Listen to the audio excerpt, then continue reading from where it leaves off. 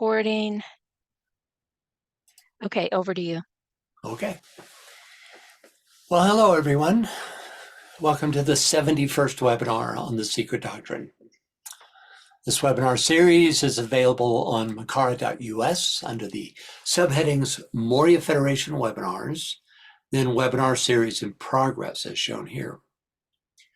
All episodes of this, The Secret Teachings, and the Treatise on Cosmic Fire series are also available on YouTube. Just do a search for Francis Donald and the webinar series you'd like to view. You can also access any of these webinars on the homepage of moriafederation.com. Okay, so this month in Old Diary Leaves, we'll continue with Colonel Olcott's views on HPB's character. Could we get a reader, please?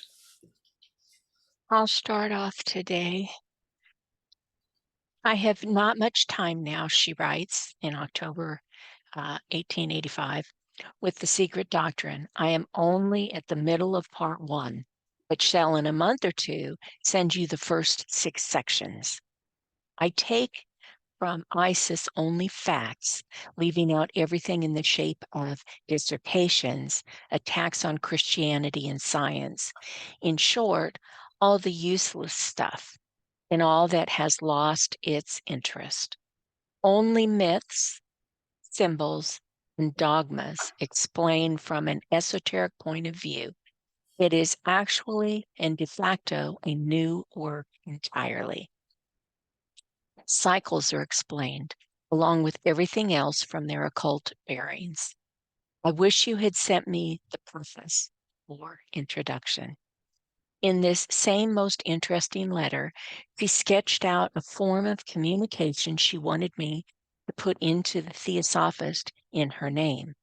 I find in it the outline of the whole teaching now being given out by our chief theosophical writers as to the persistence of the individuality, the same divine monad plus all its essence of compound spirituality from its endless rebirths must come down again and be reborn in a higher, hundredfold more perfected and pure earth or planet.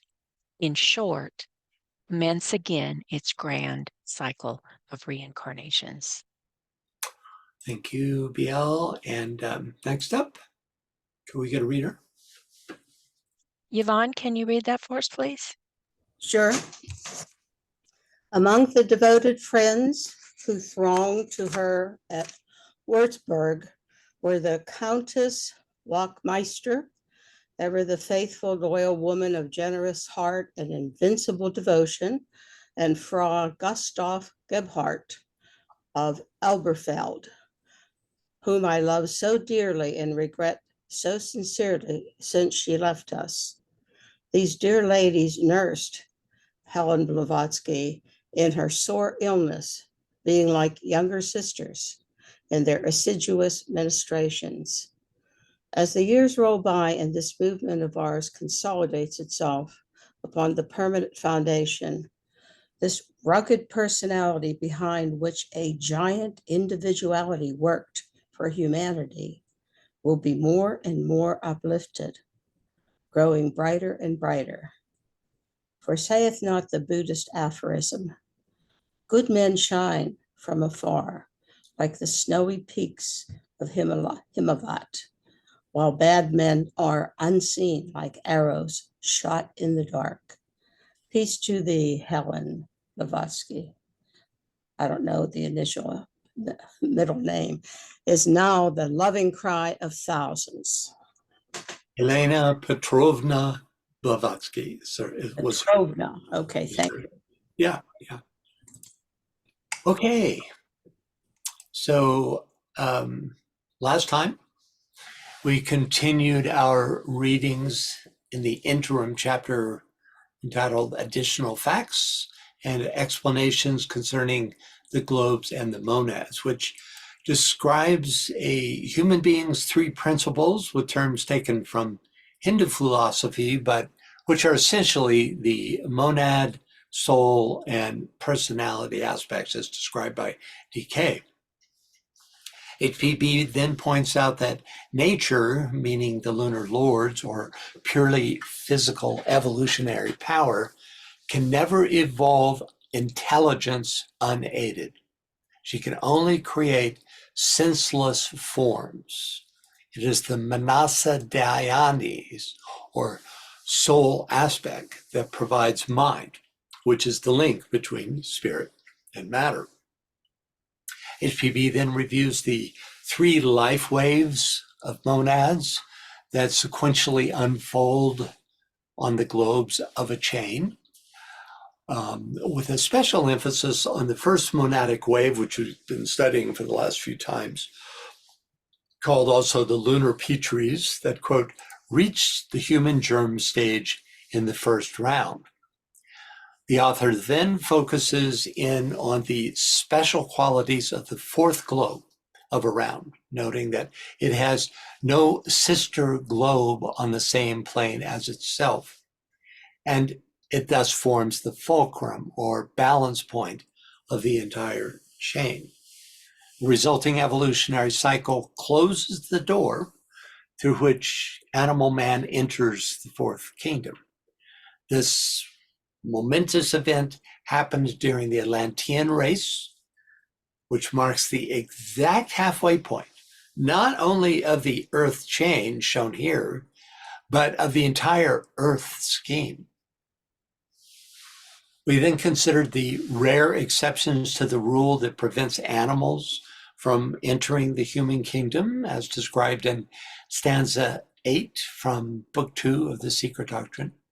Briefly, before the Manasaputras acquiesced to overshadow humankind and thereby introduce the intelligence aspect, man mated with the animals of that time, producing what the old commentary calls the dumb races.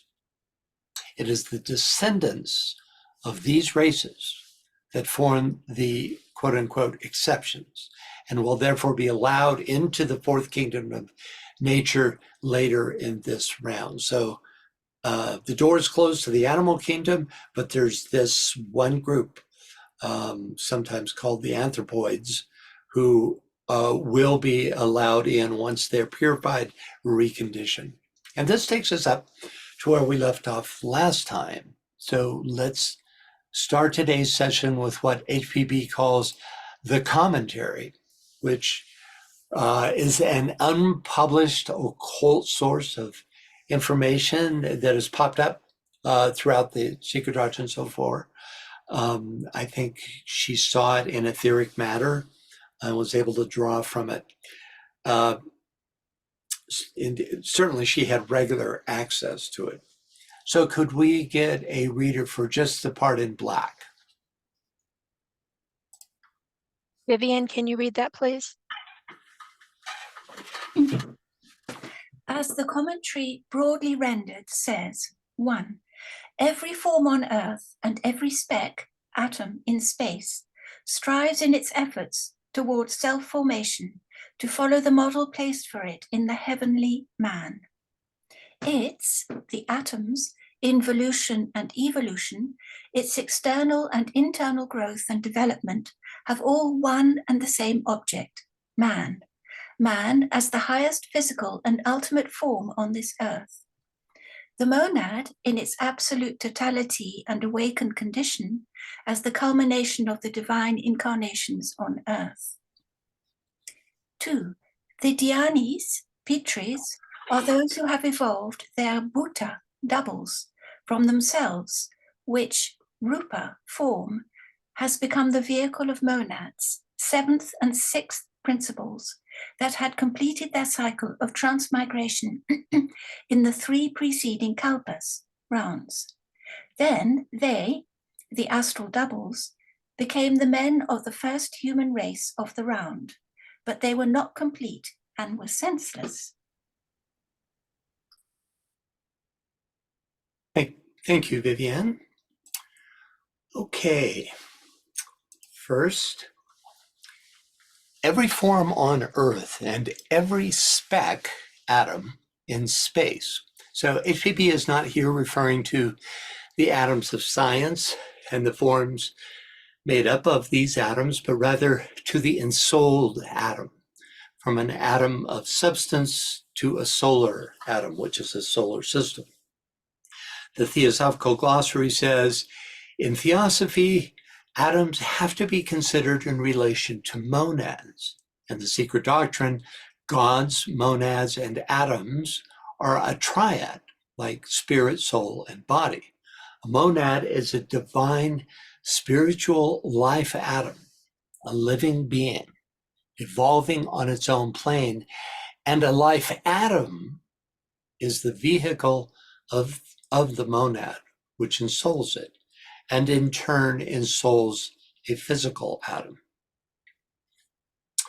Okay, so keeping that in mind, and I'm going to be just commenting on certain sections through this.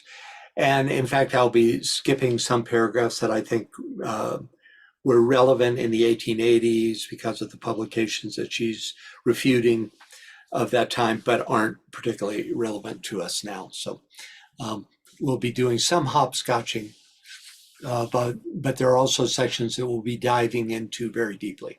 So next up, it's the atom's involution and evolution, its internal and internal growth and development have all one and the same object, man. Man as the highest physical and ultimate form on this earth. Obviously, she means humanity. You know, it wasn't until recent years that the term mankind was changed to humankind. Even DK often talks about man representing all humanity. So we just have to live with that. Okay, so all aspects of development of all the lower kingdoms in nature are designed to prepare all lesser indwelling jivas for entrance into and development through the fourth kingdom of nature. All members of the lower kingdom will evolve through the human kingdom. All members of higher kingdoms have evolved through the human kingdom. For only through the fourth kingdom can the liberation into the spiritual realms be realized. Passage through the kingdoms was made possible by the lunar Petries, who reestablished numeral sheaths for the lower kingdoms to inhabit on globe A of this fourth round, so that the second life wave of monads could use these sheaths as a means of development towards and through the fourth kingdoms in nature. So if you don't remember anything else about this first life wave, this first monadic life wave, just remember it's they that reestablished the possibility, and we don't exactly know what that looked like. I call it here numinal sheaths. You could call it a seed lives, but they literally reestablish the whatever matrix that for the vehicles of the lesser kingdoms, so that the following life waves, the following monadic life waves, can then have those vehicles to inhabit when they come in. That's what distinguishes them from the other life waves.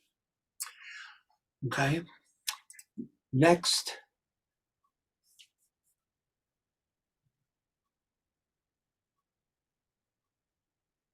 The monad, in its absolute totality and awakened condition, as the culmination of the divine incarnation on earth. So it's a phrase. By awakened condition, HPB means aware on all the lower subplanes of the cosmic physical plane. Obviously, the monad is already awakened on its own plane and in its participation with planetary life in Shambhala,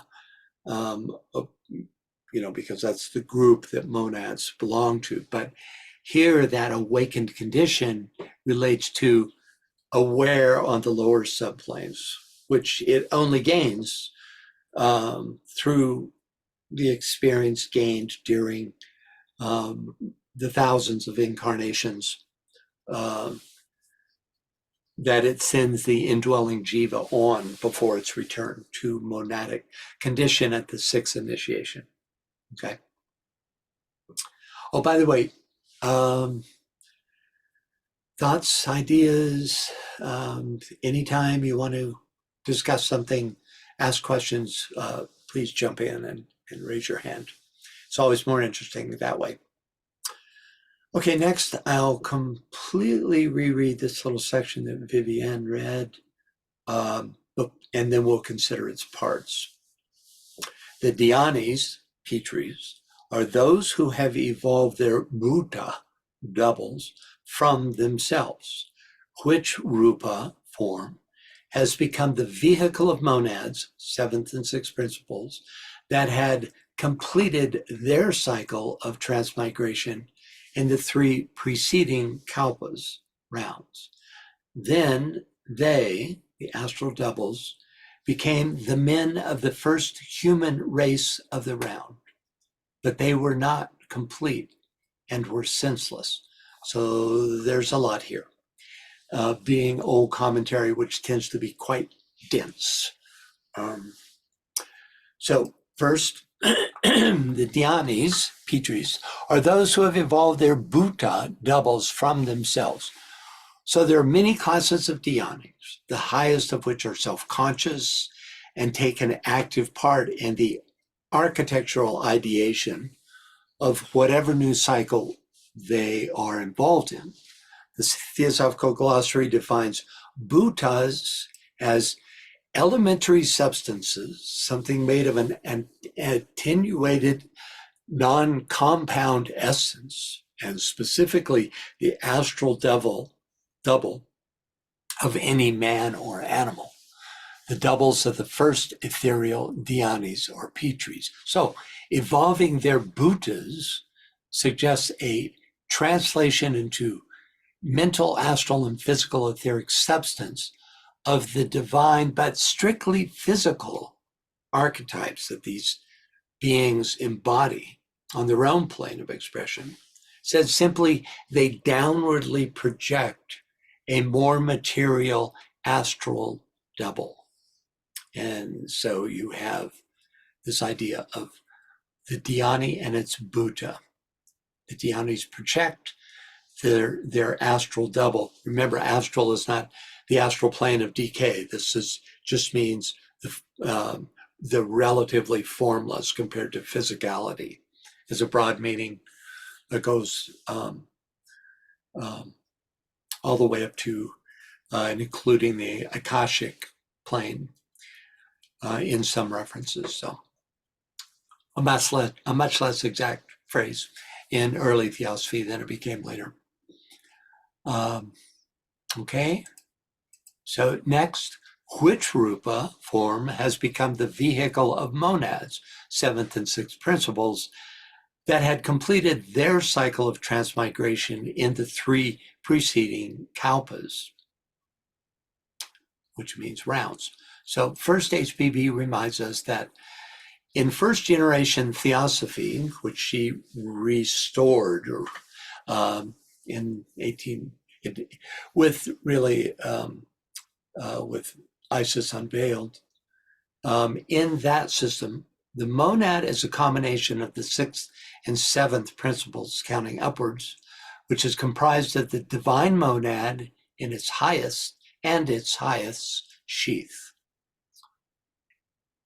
We're here being told that the rupa, or form aspect of the monad, had passed through the mineral, plant, and animal phases of its development in the previous three rounds.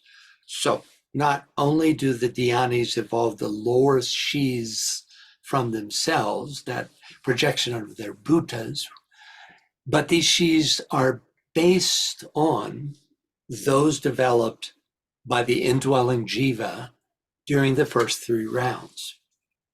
Thus, they are reconstituted in accordance with the purpose and potential of the new, in this case, fourth round. The important point here is that they had completed their cycle of transmigration. That is, had established the form aspect for all the lesser kingdoms and were thus ready to incarnate as human beings. Could we get a reader for this excerpt from the Secret Doctrine Dialogues? Ann P., can you read that for us, please? Yes. Sure. The host of Dhyani Buddhas evolve a lower set of Dhyani Buddhas. These Dhyani Buddhas, a third, and so on. There are 7 of them. After that, they begin to be cosmocratores, the builders. Call them whatever name you like.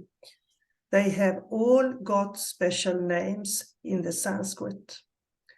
Then the builders of the astral light, and it is an endless hierarchy of one kind of dhyanis, evoluting another kind of dhyanis. Everyone became more consolidated, more material, until it comes to the builders of this universe, some of which are Manus, the Petris, and the lunar ancestors, as it has a task to give birth to men, and they give birth to projecting their astral shadows.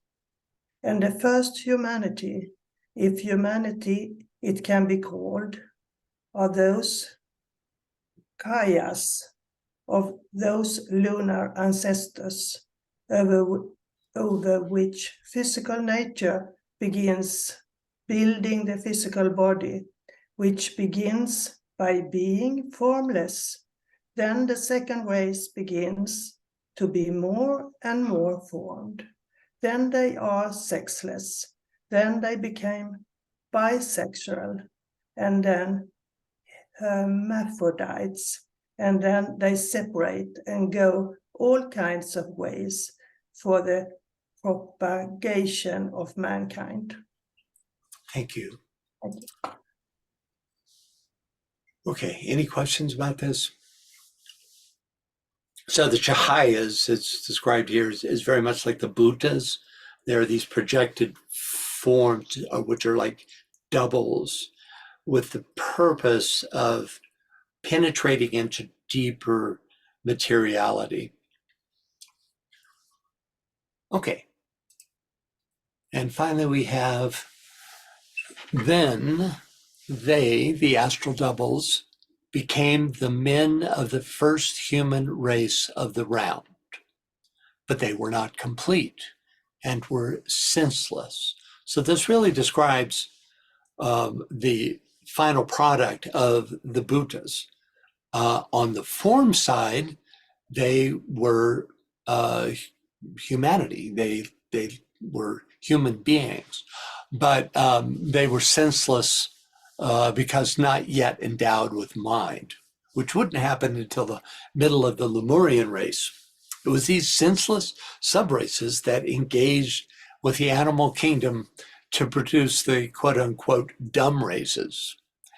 The fact that these first races were senseless indicates that the dhyanis here described were lunar and thus limited strictly to the development of the form aspect. So when you hear about these monadic life waves, they are, and which are called lunar lords, these are the dhyanis that develop the form aspect, not the spiritual aspect. Okay, next up, could we get a reader, please? Yeah, but hold on a second. Anne Veronica says Greek word cosmocratores means governors, leaders of the cosmos. Interesting, thanks for that. Okay, now, as a reader, Anne Veronica, can you read for us, please? Okay, hello. Hello. This will be explained in the books that follow. Meanwhile, man, or rather his monad, has existed on the earth from the very beginning of this round. But up to our own fifth race, the external shapes which covered those divine astral doubles changed and consolidated with every sub-race. The form and physical structure of the fauna changing at the same time, as they had to be adapted to the ever-changing conditions of life on this globe during the geological periods of its formative cycle. And thus shall they go on, changing with every root race and every chief sub-race down to the last one of the seventh in this round. 3. Then and now concealed man was then, in the beginnings, the external man. The progeny of the Dianipitris, he was the son like unto his father, like the lotus whose external shape assumes gradually the form of the model within itself, so did the form of man in the beginning evolve from within without. After the cycle in which man began to procreate his species, after the fashion of the present animal kingdom, it became the reverse. The human fetus follows now in its transformation all the forms that the physical frame of man had assumed throughout the three kalpas rounds during the tentative efforts at plastic formation around the monad by senseless, because imperfect matter in her blind wanderings.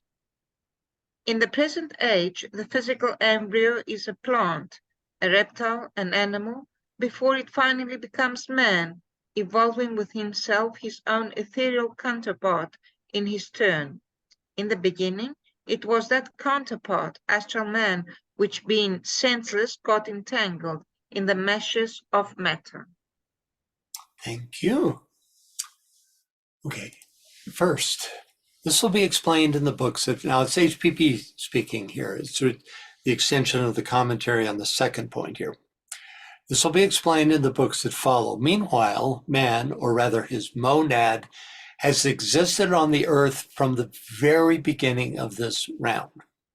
So, having, quote, completed their cycle of transmigration, which means going through the different kingdoms, in the three preceding rounds, the first wave of monads were able to wait on the as yet uninhabited fourth globe of the fourth round for the incarnating life waves to pass through the first three globes, at which time it could begin to evolve human vehicles for the indwelling jivas. This long sojourn on the fourth globe by the first wave of monads was made possible by the fact that it had established the seed vehicles for the lower three kingdoms in nature during the first three rounds. So, it's easy to get mixed up between rounds and globes here, right? So, the first life wave of monads, which we're talking a lot about here, began to establish this seed unit, which evolves into the vehicles of the lesser kingdoms right away on the first globe of the first round, right? 3 rounds later, at the beginning of the fourth round, since this first wave of first life wave of monads has done this work in those previous 3 rounds, it awaits the other life waves to catch up to the fourth globe of that fourth round. And then it begins to evolve the vehicles for humanity of this fourth globe. Okay, any thoughts about this? Any questions? It's can be bewildering, and it usually takes quite a bit of repetition, which she provides. She's said a lot of this many times, and we finally start to get a sense the pattern. Okay. Next, but up to our fifth race, the external shapes which covered those divine astral doubles changed and consolidated with every subrace. I saw a hand. Yes, Pia's got her hand up. Go ahead, Pia. Francis, I'm sorry. I'm just a bit confused. I'm trying to understand where the intersection between the indwelling jiva and this form that the lunar Petries actually takes place. Is that in the first round of I guess it's the first globe of the fourth round? Is that when it happens? You mean when do the indwelling jivas inhabit Yeah. the chahayas? Well, you know, they're there from the beginning when the monad sends out this, you know, double or emissary of itself way back in the very beginning, right? But then that entity, that indwelling jiva, takes on loses all memory of the monad and certainly has no direct experience or understanding of that monadic condition, and therefore evolves through its habitation of the material, of the vehicles, evolves the substance to which that jiva is a part. You know, so she stands at the heart of a vehicle, and in that standing evolves these lesser vehicles, and that's there from the very beginning, right? On the first globe of the first round of each chain, there is that indwelling jiva present, right? It doesn't become self-aware through the overshadowing of the Manasaputra, or the soul aspect, until the third root race on the fourth round, which is the Lemurian, at the time of individualization. Then it becomes aware of itself, and that's very much eventually becomes the Leo process of coming into individual awareness, that I am understanding, right? Before that, it's pure mass consciousness, uninformed by mind. Okay, so it's an aspect of consciousness that's responsible for the evolution through the kingdoms before we get, I guess, the solar Petries who come and intersect and give us the spark of mind. Yeah, and matter evolves itself, though it's much less directed, and it does so through these dhyanis who, you know, at the beginning of each new cycle, project their own doubles, which on the physical level we are, you know, we are the, you know, they are the blueprints for the vehicles that we inhabit, right? But that other part, that intelligent awareness, doesn't come, as you said, until the middle of the third root race. So it's a dual process. You know, first the physical forms are perfected, and we're going to get into, you know, what extraordinary lengths it takes for those physical forms to come into being. But since we're not talking about, as we would with the solar Petries, the level of consciousness or mind, what is our relationship then with the lunar Petries? Do we have one? Can you describe it as having one as we go through this evolutionary process? Well, it's a full identification with it. You know, Okay. you mean, Yeah. what is the jiva's identification? Yeah. Yeah. Well, first of all, there's no sense of itself at all. You know, it's just the quiescent animating spark within, but it's completely, since it's mass conscious, and it's unaware of itself. you know, nonetheless, it is there and is part of that quality of individuality that eventually becomes conscious. It's, you could say, the seed of that individuality that eventually becomes conscious. Does that make sense? Am I even getting close to answering your question? I just am trying. No, it's good because it helps me to. I'm just trying to relate the two and how they relate to us, right? And our formation Right. in the human kingdom. So that's very good. It's kind of clear. It clarifies it. So thank Well, you. it really comes down to this very mysterious essential duality, which is ultimately monad and matter, and monad and the vehicles that the monad inhabits for this long cycle through, literally millions of lifetimes, right? And that's the essential duality, so that spark of the monad is embedded in matter and becomes, imprisoned in form. And it's not really, it doesn't become self-aware, even at those lower levels of the three, of the mental, astral, and physical levels. Doesn't even become aware of itself as a being who is inhabiting those lower regions until individualization. It's just a participant in the mass consciousness of his race, right?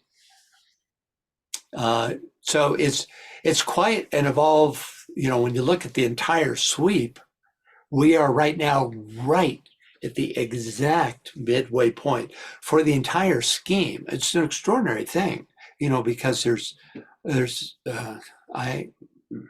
how many is it? It's over 1,000 root races involved, and we're just one root race past the midway point. We're exactly in the center plus 1/2 of a root race, because we're only halfway through this. Nonetheless, it has put us on the evolutional, from the evolutional to the evolutional cycle for the entire Earth scheme, which is, a really extraordinary place to be in. I saw another hand. Yes, Tom, go ahead. Can you hear me? Yes. Okay. I'm a bit confused too. I have understood so that the lunar lords are different monads in extension than those monads in extension that will use the sheets or envelopes they produce for them. So all monads are kind of individual monads, and then the relation of the lunar lords to us is that they are different monads and they have the different route of evolution. They are more developed than us, but we are not part of them in that way. Is my understanding correct? Right. We are the projected doubles. We're not them themselves. But, this idea of individual monads doesn't actually come into being until the late animal kingdom.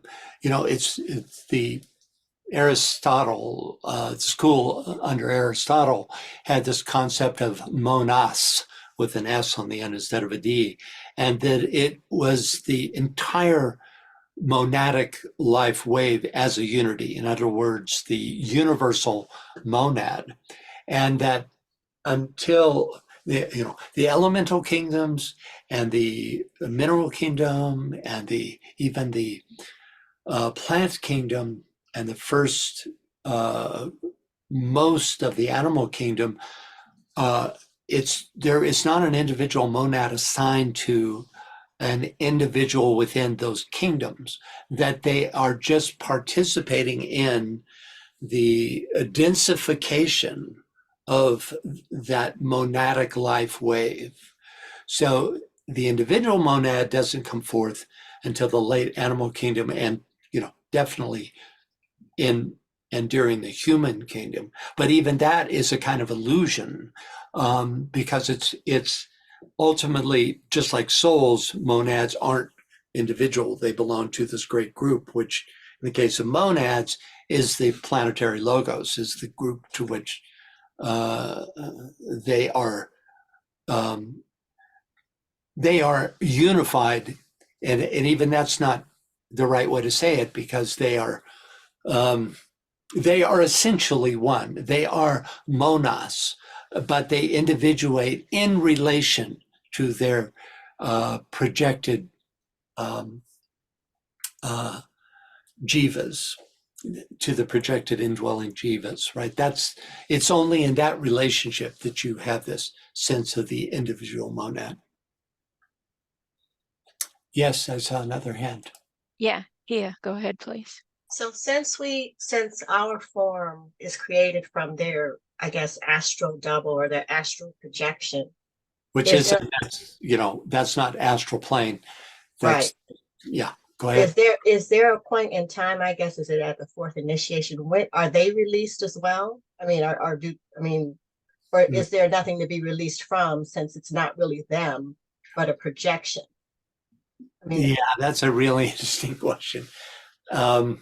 Strangely, we're told a lot about what they do, and the projected doubles. We're not told much about their own life arc, their own arc of becoming, except by the fact that they are lunar, that they belong to the form side of things, that they're lords of the third aspect, you could say, but what their own line of evolution is, I don't remember coming across material that describes that. It's a good question. Um, we may assume that it's very much like the anima mundi aspect, which is in a way includes all these beings, because it's the entire form aspect of the planet, including all the way up to the monadic plane substance. It's like Mula Prakriti in all its many differentiations and variations, right? What happens to those beings, those dhyanis? Well, we know that there are higher dhyanis that are of the second and first aspect, but what is the nature of the transition? I think you're looking here at Deva kingdom progression. And at some point, the Deva who has, that's not the path of self-realization. But at some point, Deva lords become human beings and are able to then participate in the solar process of becoming. What's the word I'm going? The solar path of evolution, you could say. There's a merging, but that, even that's a very high place. So when it comes right down to it, we're not given that much information about the inner workings of the progression of the Deva kingdom. We are told that, a lot of details about the various strata of them, and how that interacts and how it impacts humanity, but its own internal process, not so much. Anyone else? Yes. Magda says, they get released, in my humble opinion. Dhyani beings become human beings and then scale up the evolutionary path. Okay. Yeah, I would think there's a number of intermediate stages between the Dhyani, those Dhyani beings, which are lunar, and the human being. But I would generally agree with what you said. Yeah. Thanks, Magda. Appreciate your input. Anyone else? All right. Okay, next up,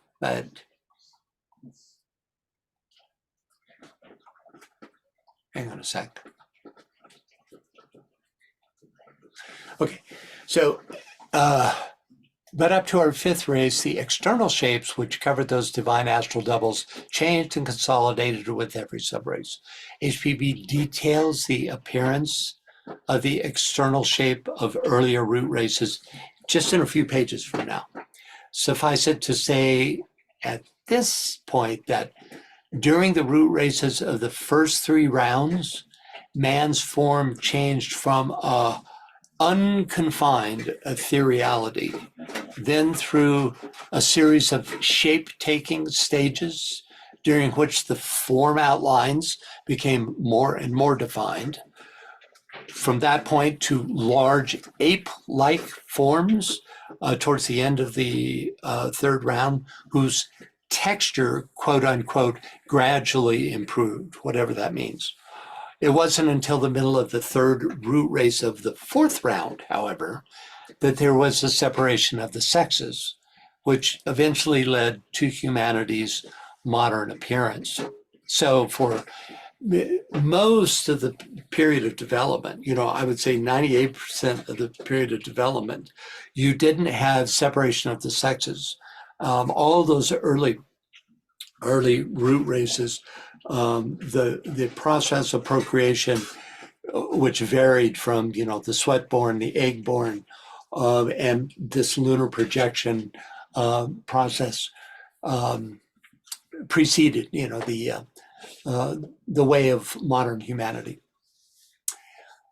And then next up, the form and physical structure of the fauna changing at the same time, as they had to be adapted to the ever-changing conditions of life on this globe during the geological period of its formative cycle. We're not told much about the flora and fauna of these earlier times. Most of the focus is on humankind and its development. But we do have this passage from 2nd volume of the Secret Doctrine. Gives us a little insight. Could we get a reader, please? Yeah, Scott, can you read that for us, please? Oops, sorry. Give me that back. Come on. There we go. Hang on just a second. Okay. The animals, the creeping beasts, and those in the waters that preceded man in this 4th round, as well as those contemporary with the 3rd race, and again the mammalia posterior to the 3rd and 4th races, are all either directly or indirectly the mutual and correlative product, physically, of man. It is correct to say that the man of this Manvantara, that is, during these 3 preceding rounds, has passed through all the kingdoms of nature, that he was a stone, a plant, an animal. But these stones, plants, and animals were the prototypes, the filmy presentments of those of the 4th round. And B, even those at the beginning of the 4th round were the astral shadows of the present, as the occultists express it. And finally, the forms and genera of neither man, animal, nor plant were what they became later. Thus, the astral prototypes of the lower beings of the animal kingdom of the 4th round, which preceded the chahayas of men,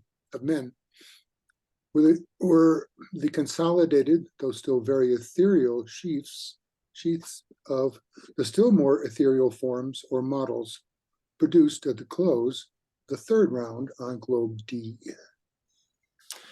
Okay, so you have 2 influences here from globe D to globe D, and from the 3rd round to the 4th round. There's this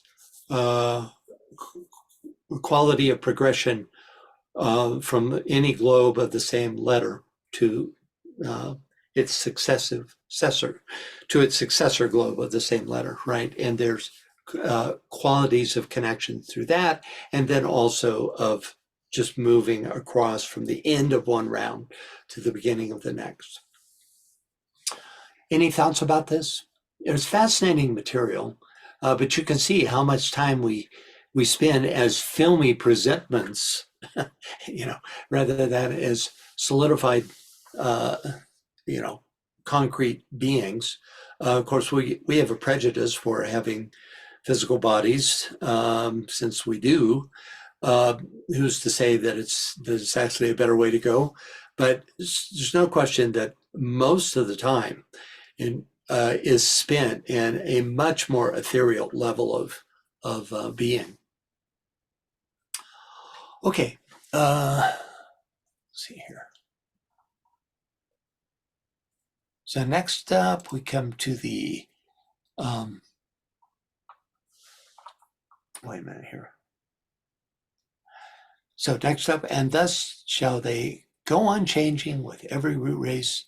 Oh no, yeah, this is with every root race, and thus shall they go on changing with every root race and every chief subrace, down to the last one of the seventh in this round. Okay, so now looking forward. So again, we'll turn to the second volume of the Secret Doctrine for more info. We get a reader, please. Yeah. And Parker, can you read that for us, please? Sure. Species and genera of the flora, fauna, and the highest animal, its crown, man, change and vary according to the environments and climatic variations, not only with every round, but every root race likewise, as well as after every geological cataclysm that puts an end to or produces a turning point in the latter.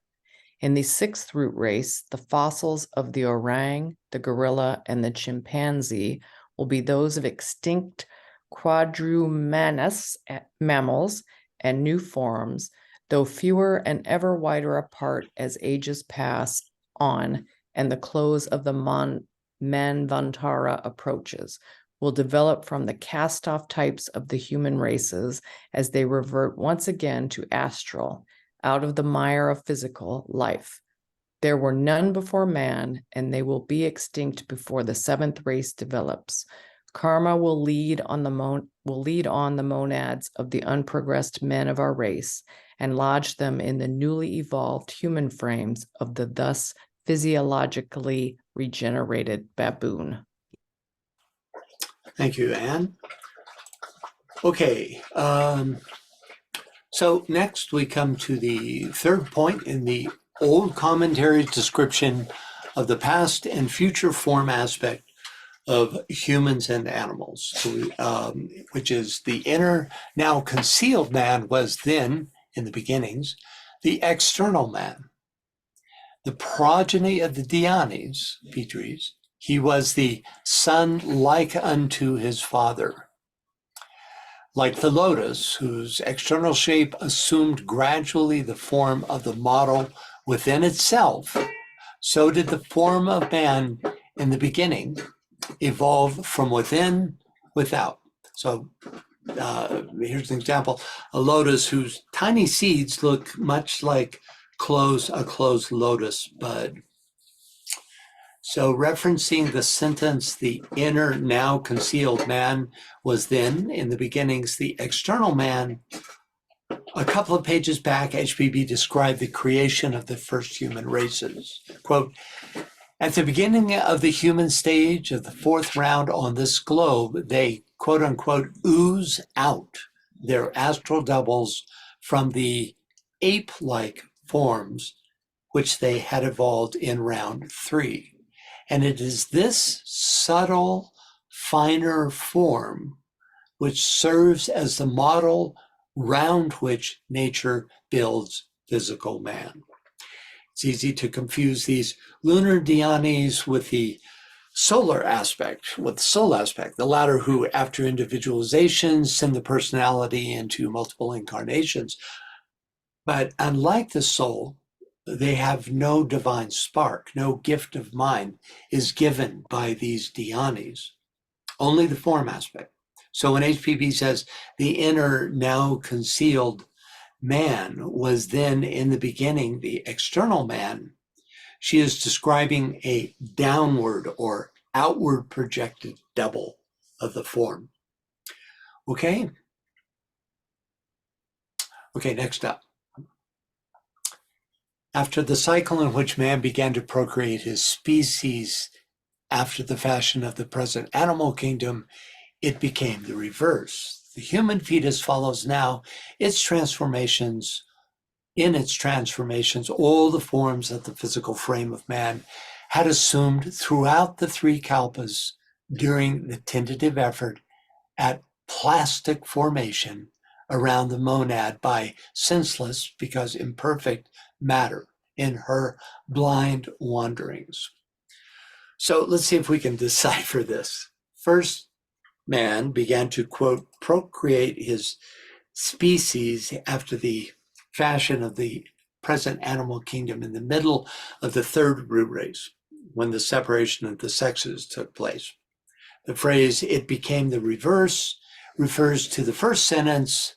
The inner now concealed man was in the beginning the external man. So in other words, the astral double is now concealed by the outer form, whereas at the beginning, the inner man was the outer form. Next, the human fetus follows now in its transformations all the forms that the physical frame of man had assumed throughout the three kalpas or rounds. We'll have to take HPB at her words. It's obviously, we have no record of the forms that the physical frame of man assumed during the first three rounds. Could we get a reader for this section, please? Yes, Magda, can you read that for us, please? On strict Oops, we heard you just a bit and then it went away. I think we'll have to choose somebody else. Can you hear me? Okay. She came back in for a sec, but then was cut off. Yeah, are you there, Magda? Can you hear me now? Yeah, Yes. that's good. Okay. On strict analogy, the cycle of 7 rounds in their work of the gradual formation of man through every kingdom of nature are repeated on a microscopical scale in the first 7 months of gestation of a future human being. Let the student think over and work out this analogy. As the 7-month-old unborn baby, though quite ready, yet needs 2 months more in which to acquire strength and consolidate. So man, having perfected his evolution during 7 rounds, remains 2 periods more in the womb of Mother Nature before he is born, or rather reborn as Dhyani, still more perfect than he was before he launched forth as a monad on the newly built chain of worlds. Thank you. Of course, this is a much higher dhyani. Quite mysterious, this whole realm of dhyanis. They exist on many levels. HPB says dhyanis are, projected out of higher dhyanis almost ad infinitum in order to be able to, and when we're looking at the Deva kingdom, it's not too difficult.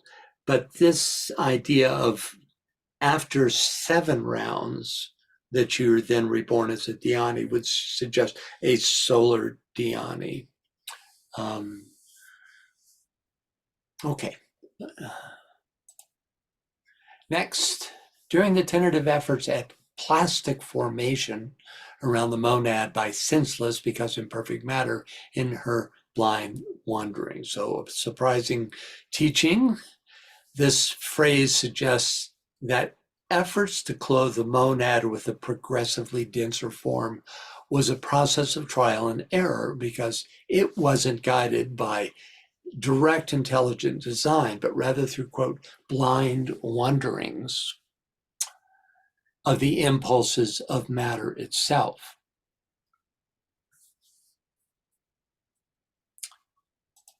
Next, in the present age, the physical embryo is a plant, a reptile, an animal, before it finally becomes a man, evolving within himself his own ethereal counterpart in his turn.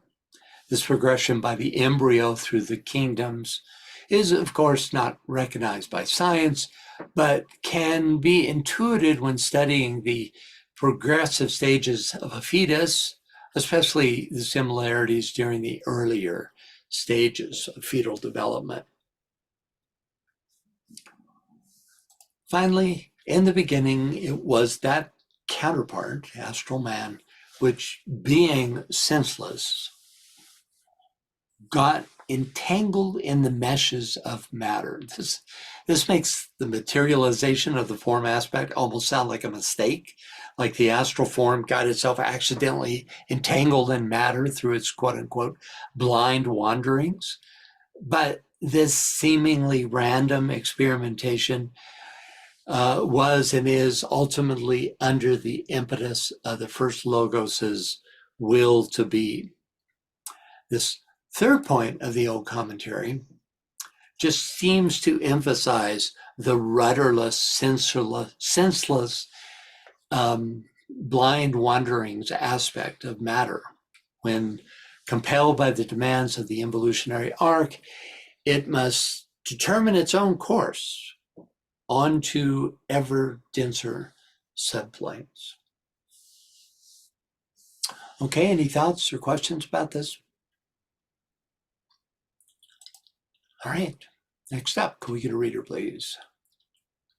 Cindy, can you read that for us, please? Yes, but this man belongs to the fourth round. As shown, the monad had passed through, journeyed, and had been imprisoned in every transitional form throughout every kingdom of nature during the three preceding rounds. But the monad which becomes human is not the man.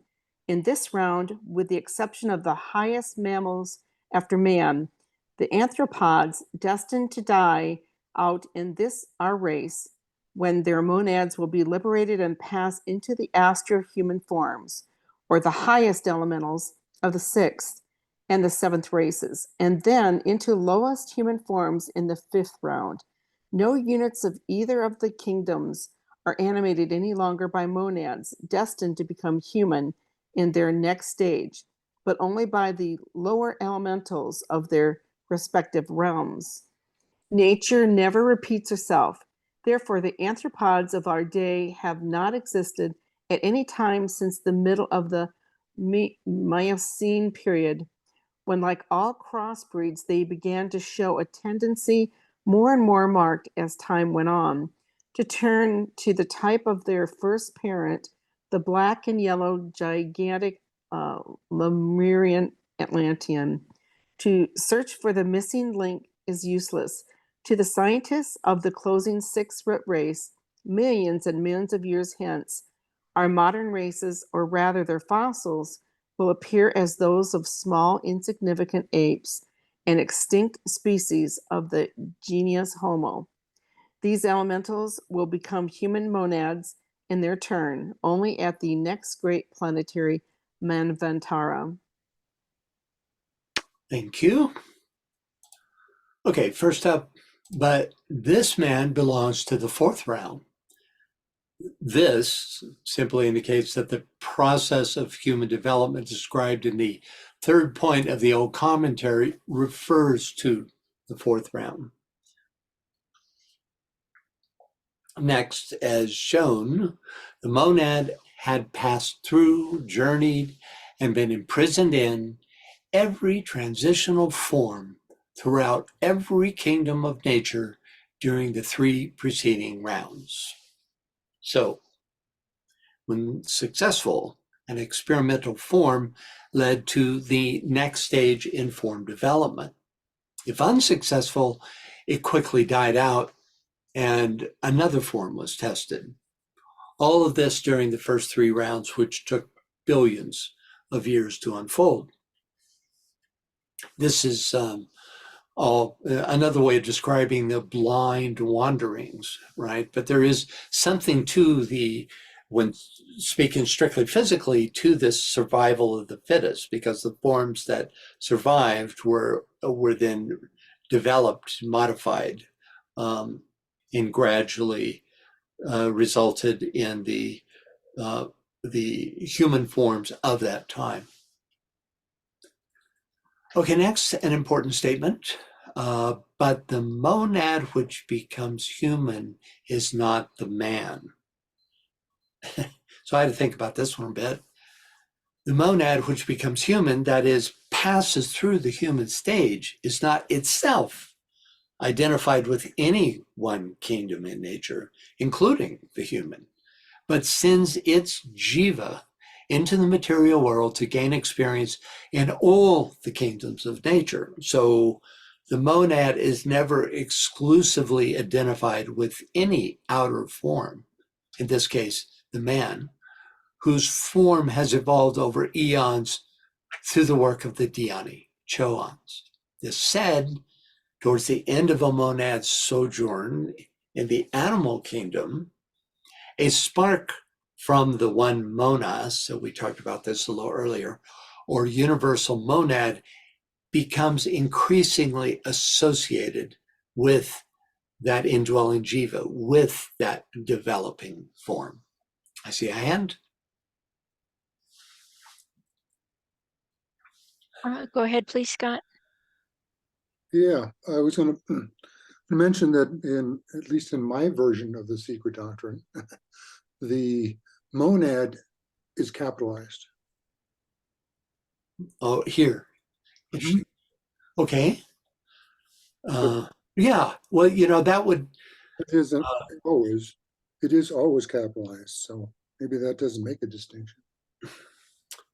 Yeah, and it can, monad can be a generic term for, it's almost like an ego, like, it's just a single point, a monad, single point, a unit of consciousness. But when it's capitalized, it usually refers to, the human monad on its own plane, which would actually support my explanation, the idea that it's the monad on its own plane, aka the capitalized form of the monad, is never exclusively identified with any outer form, any transitional form. For instance, man, or a human being, which is ultimately just a stage on its way through the kingdoms, right? Mhm. So yeah, thanks for that, Scott. It's always interesting to see what the apocryphal version has. Well, 5 vibes is better than 3, isn't it? Yeah, if more is always better, I suppose so. Okay. Now, in truth, I think there were errors corrected along the way in those later editions. If you wonder what the heck we're talking about, Scott has a 5-volume set of the Secret Doctrine, which was published, I believe, around the turn of the century, wasn't it? Yeah. Yeah, and it's whereas this version and what you can find PDF version is the original version published in 1888, and there were some subtle changes made, and it is interesting to compare at times the different versions. It's usually subtle, like what Scott just pointed out, that this word is in all caps, which you could speculate could actually change the meaning of the sentence. It's just the first letter is capitalized. And TCF does not work with this version of the Secret Doctrine. It works with the next version that came out. That's right. It does. It works with the 3-volume set, because every time that it's quoted in a footnote, I have to pull out my 3-volume set, which I never use otherwise, and find the passage, the page numbers in there, so I can I can find what he's actually talking about. Anyway, yeah, there's a few mainly those three. There's the 2-volume with an index, the 5-volume, and the 3-volume set, which interestingly is what DK chose to work with. Right. Okay, yeah, go ahead, Scott. And the 5-volume one is actually 6. It's 5 volumes and one with the index and glossary. Oh, okay. 6-volume set. Good to know.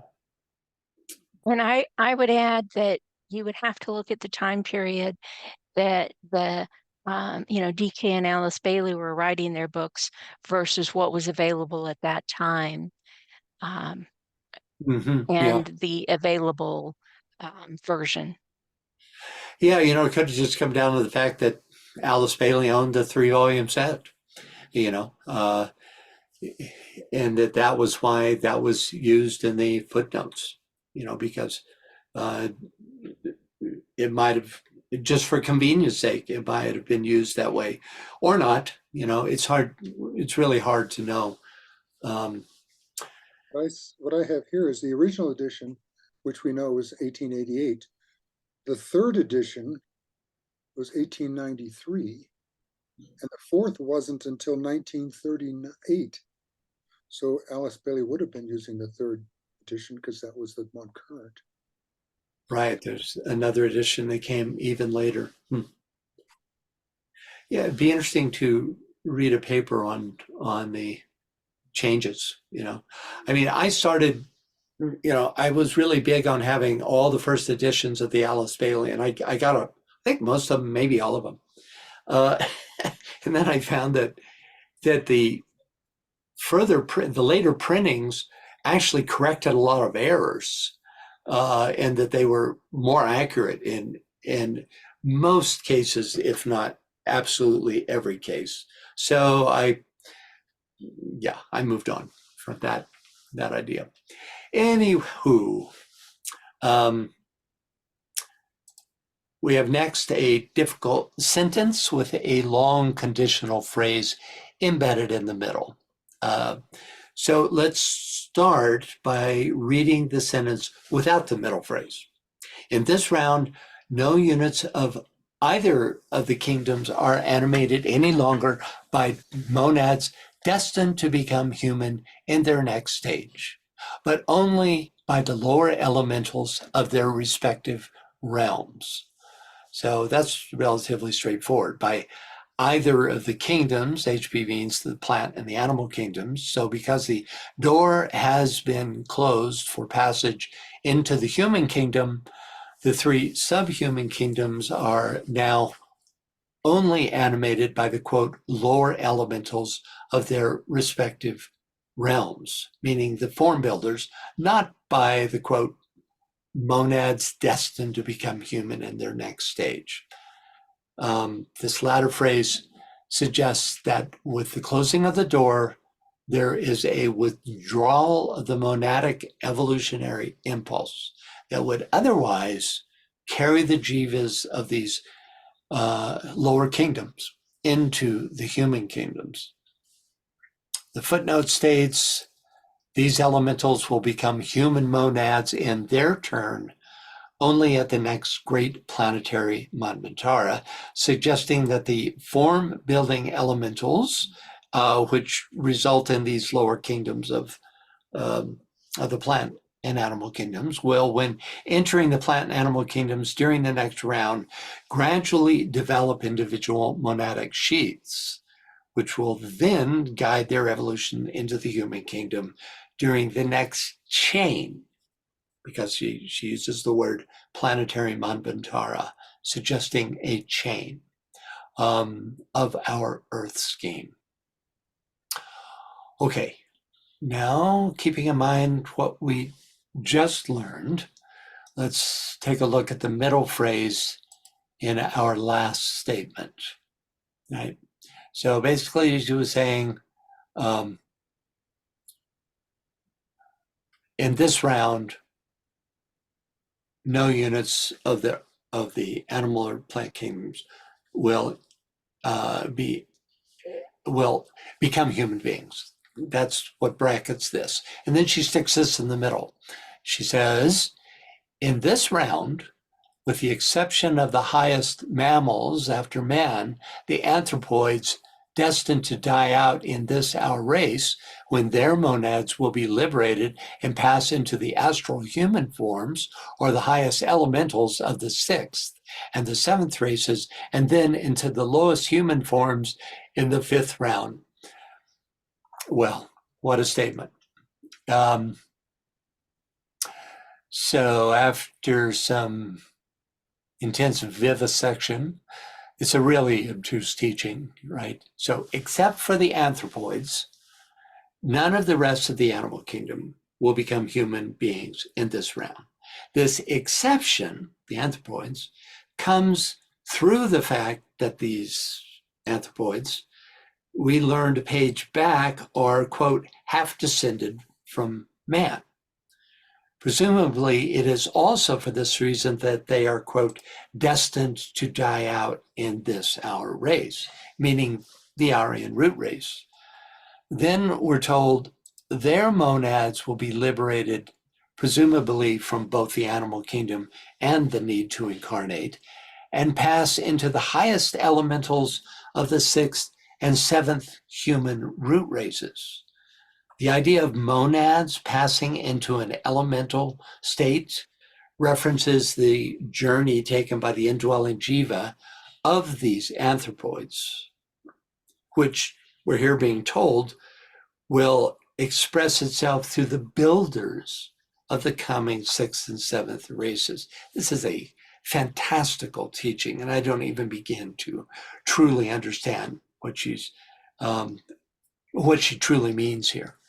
But then we have, and then finally into the lowest human forms in the fifth round, which makes sense, right? Since this special group is being denied their opportunity of becoming human in this round,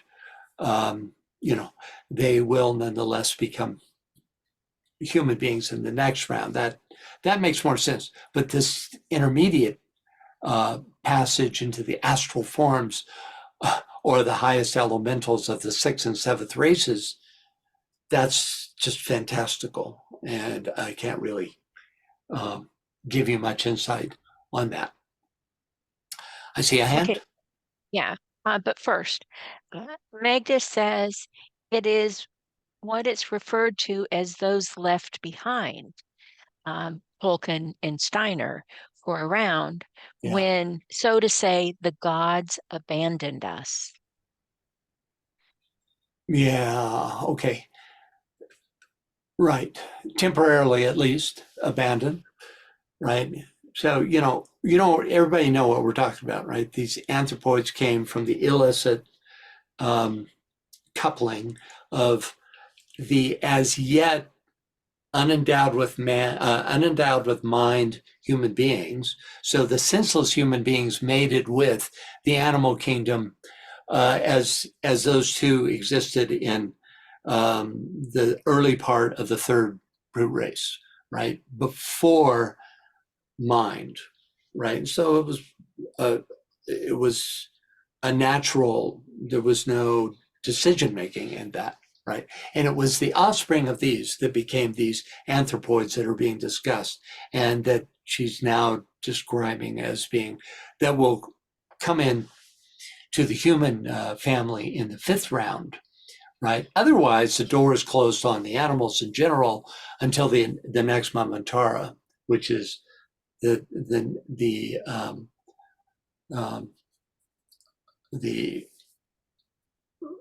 which will be the next chain, right? Okay, and then Tom, go ahead, please.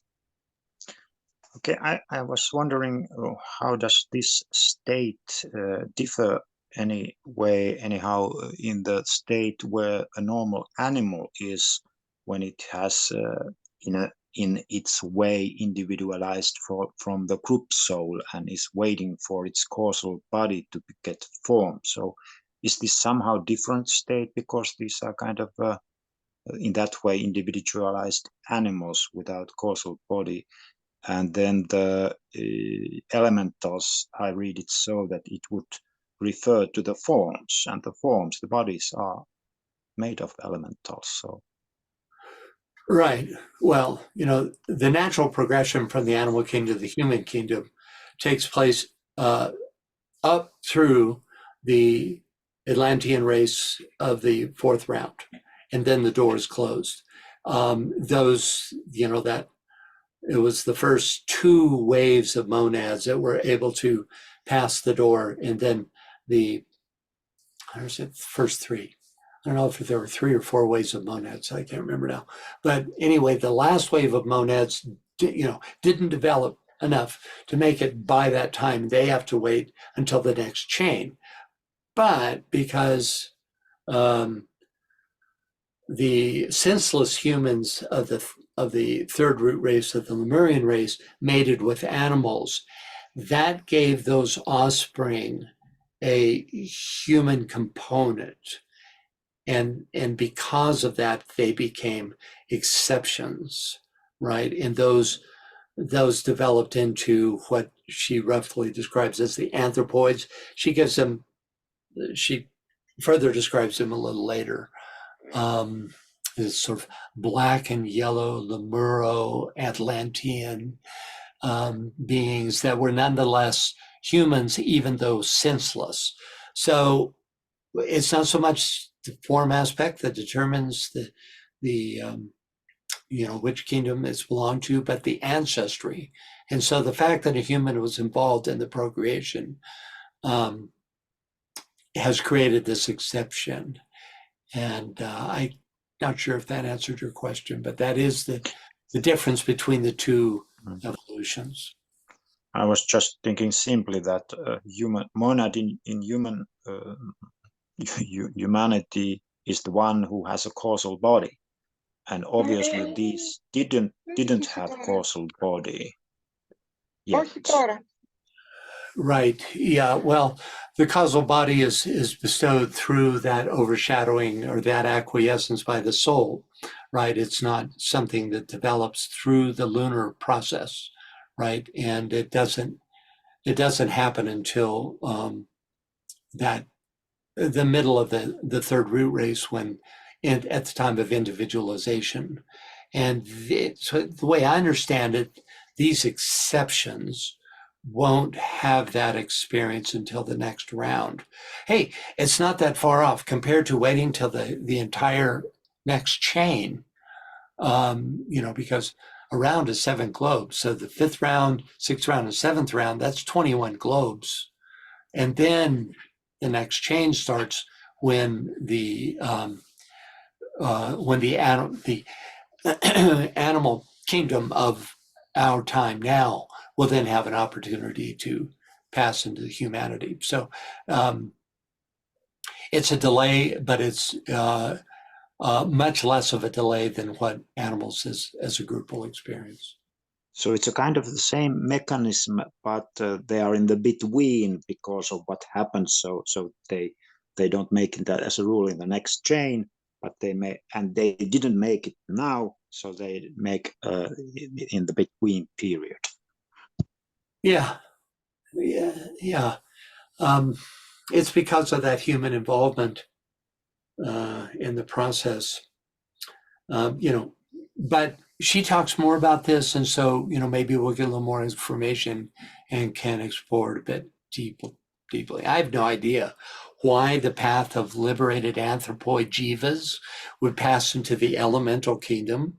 Perhaps it's a kind of pralaya purification and reconditioning before emerging as the astral forms of the 6th and 7th races. I mean, that's really a fantastic teaching in the true use of the word fantastic, right?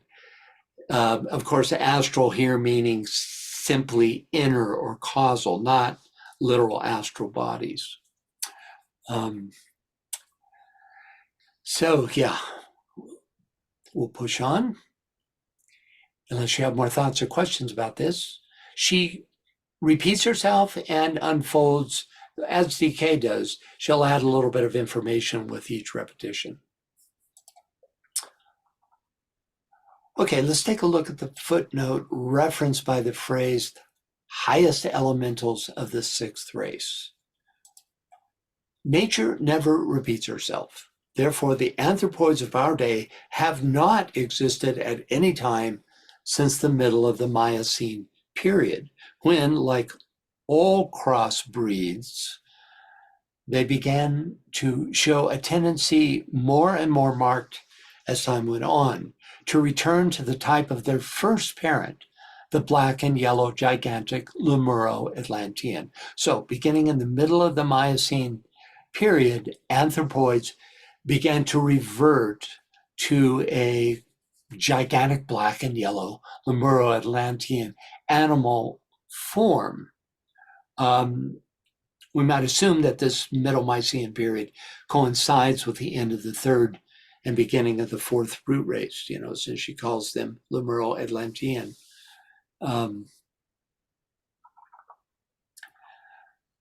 And since Lemurian humanity individualized 21 million years ago, which places that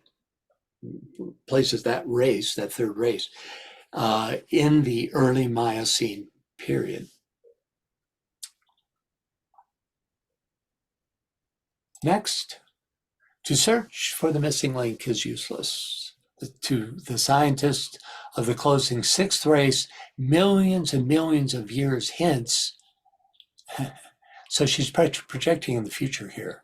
To the science of the closing sixth race, right, 2 races from now, millions and millions of years hence, our modern races, or rather their fossils, will appear as those of small, insignificant apes, an extinct species of the genus Homo. It's a bit of her tongue-in-cheek humor there. To search for the missing link between the anthropoids and humanity is useless, HPB seems to be suggesting, because anthropoids were initially fathered by early human senseless races, human races not yet endowed with mind, whereas the scientific idea of the missing link seeks to connect the animal kingdom to the human through natural evolution. Okay, next up. The last human incarnated before the beginning of the 5th root race. It's a simple statement of fact. Okay. Another way of saying that the door closed on individualization during the Atlantean period. So let's take a look at the footnote. Could we get a reader, please? Can you read that for us, please?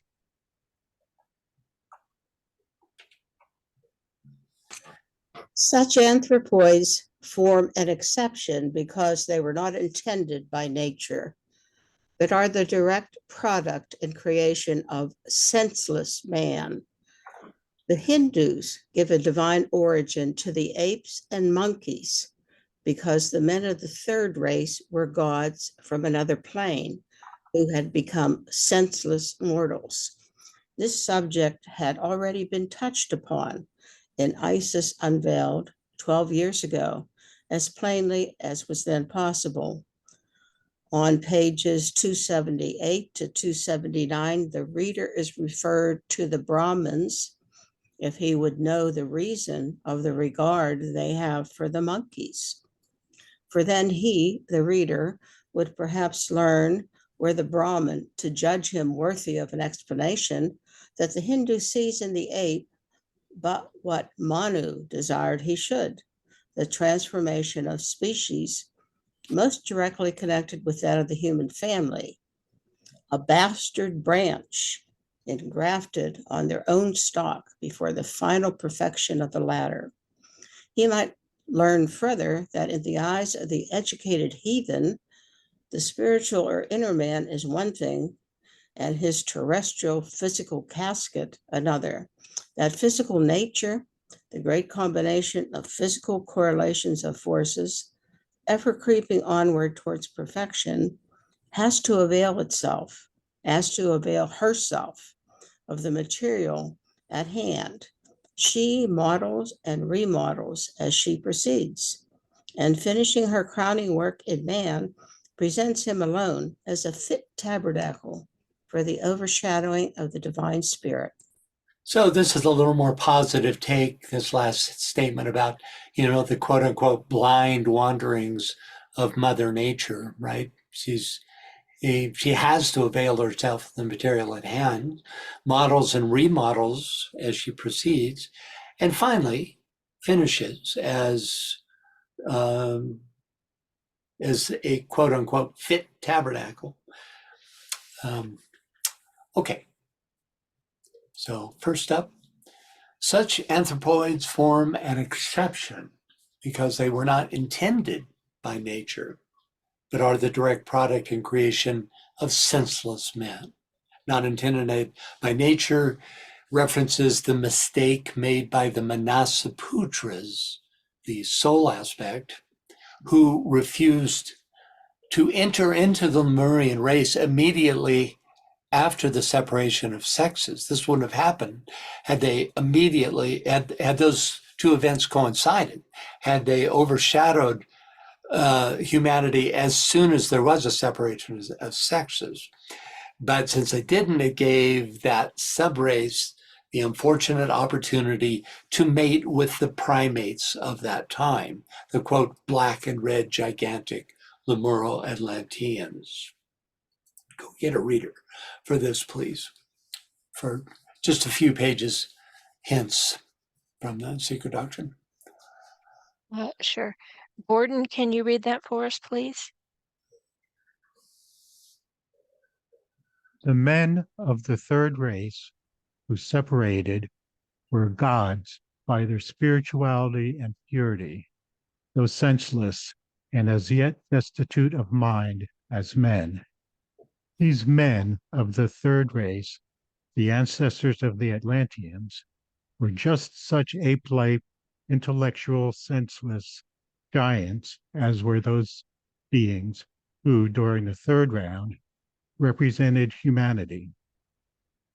Morally irresponsible, it was these third race men who, through promiscuous connection with the animal species lower than themselves, created that missing link which became ages later, in the tertiary period only, the remote ancestor of the real ape as we find it now in the pithecoid family. Thank you.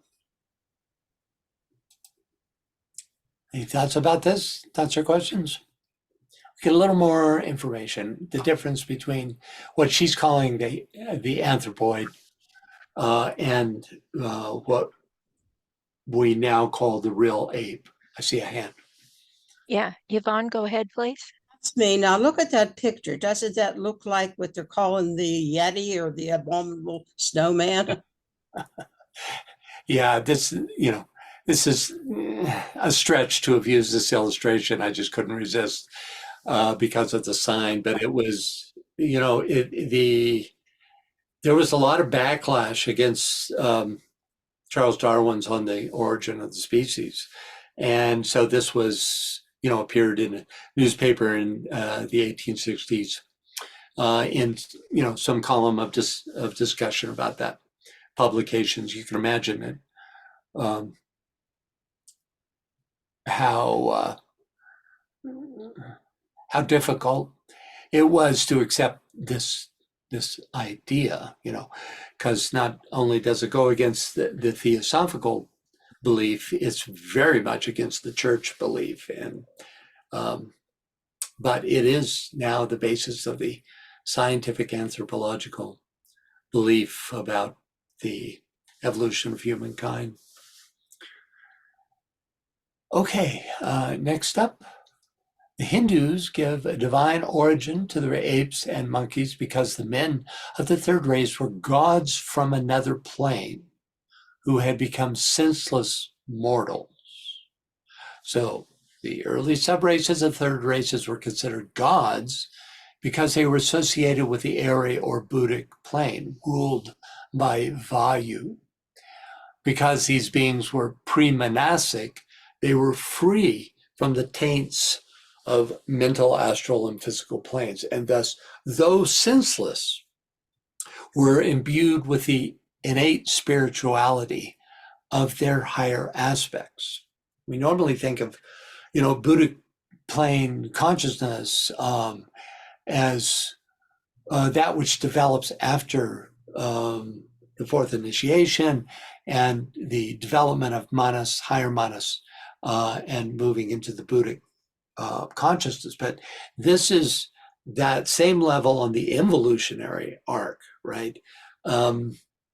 Senseless, but imbued with the innate spirituality of those higher planes. So we get a taste of this stage of consciousness from the allegorical story of the birth of Hanuman. And she references it here about the monkey gods. We'll read about Hanuman. Reader, please. Janet, can you read that for us, please?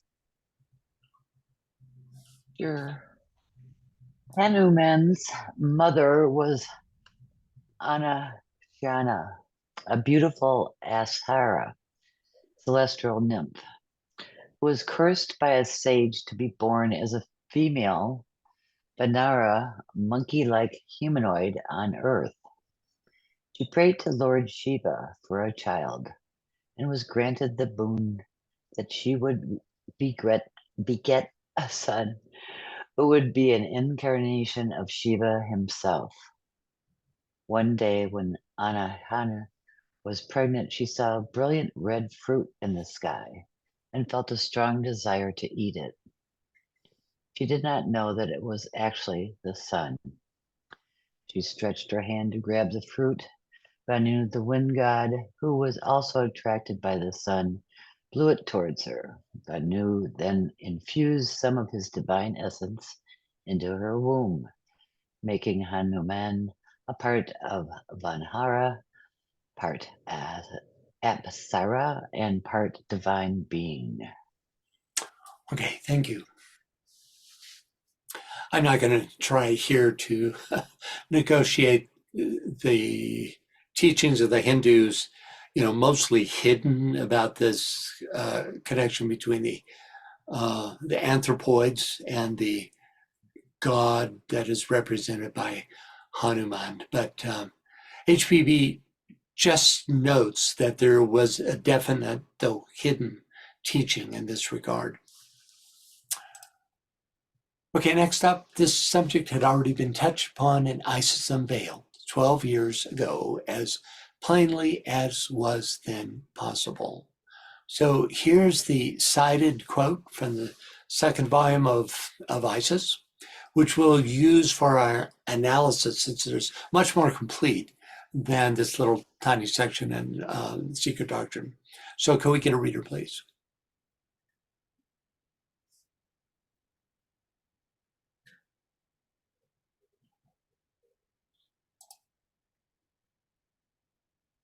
Yeah. Oh, sorry. Trudy, can you read that for us, please? Anyone inquire of an educated Brahmin the reason for the respect shown to monkeys, the origin of which feeling is indicated in the story of the valorous feats of Hanuman,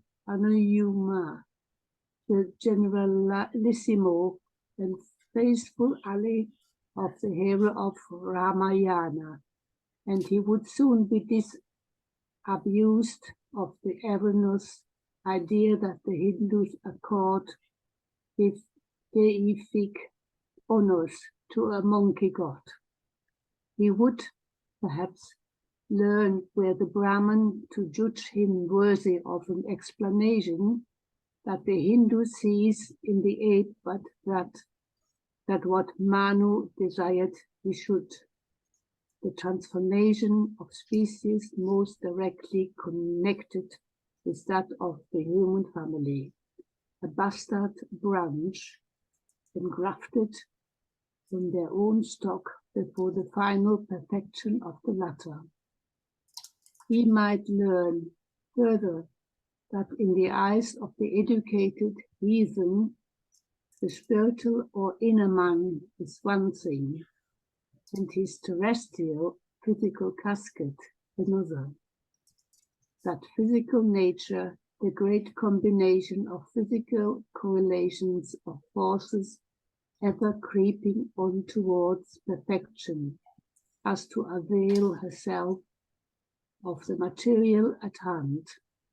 She models and remodels as she proceeds, and finishing her crowning work in man, presents him alone as a fit tabernacle for the overshadowing of the divine spirit. From Isis Unveiled to Me. Thank you. Okay. So first, we're going to take this line by line. It's kind of interesting. Let anyone inquire of an educated Brahman the reason for the respect shown to monkeys, the origin which feeling is indicated in the story of the valorous feats of Hanuma, which is, of course, Hanuman, the generalissimo and faithful ally of the hero Ramayana. Okay, so Hanuman was son of the wind god Vayu, giving him powers associated with the Buddhic plane. Thus he could fly, he was a healer, and was considered the incarnation of wisdom itself. All these being qualities of the Buddhic plane. So he, in a sense, personified the Buddhic plane. He's also worshipped as a symbol of strength, courage, devotion, and self-discipline by Hindus all over the world to this day. Next, the Hindu sees in the ape but what Manu desired he should. It's interesting. The transformation of species most directly connected with that of the human family, and thus by analogy, a symbol for the transformation from the fourth into the fifth kingdom in nature. The analogy, of course, is Hanuman belonged partially to the third kingdom, and so his transformation is by analogy like ours into the fifth kingdom. Next, a bastard branch engrafted on their own stock before the final perfection of the latter. This refers to the anthropoids, resulting from human procreation with the animal kingdom. The, quote, final perfection of the latter refers to the overshadowing by the Manasaputras at the time of individualization. Next, he might learn further that in the eyes of the educated heathen, the spiritual or inner man is one thing and his terrestrial physical casket another. In addition to pointing out the duality of spirit and form, this sentence suggests the gulf between the two. Did I hear somebody? No. Okay.